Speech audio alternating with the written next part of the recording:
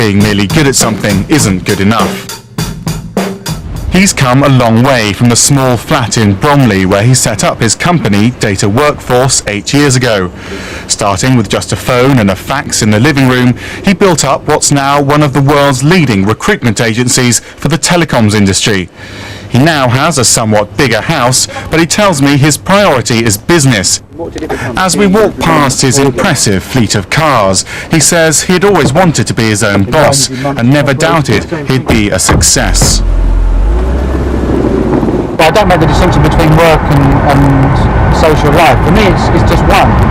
So if you're working, to me you're doing something you don't enjoy, because work implies that you have to. Let's give it another angle. Gardening is work to me. What I do in the telecoms industry is not. It's pure enjoyment. Data Workforce now employs 74 people in 7 countries. Over the last 5 years, sales have grown by an impressive 9,700%. Turnover has hit £39 million, profits £3 million. I think what we best do, this is the best way to describe it, is Neil says he likes to employ people that are better than him. Then he gives them a lot of control over their work to motivate them, only stepping in when he spots a problem. He says he could never work for anyone else, but being the boss hasn't been easy. I think the secret is that I always knew it was going to be tough. I just said to myself, if things are going well, be prepared for them to go wrong. If things are going wrong, you just have to drive harder.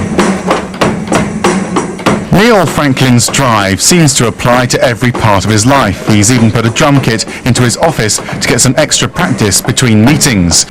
It's his will to succeed that motivates him, he says, not the money, although he admits it is a nice perk. Max Foster, BBC News, Bromley in Kent.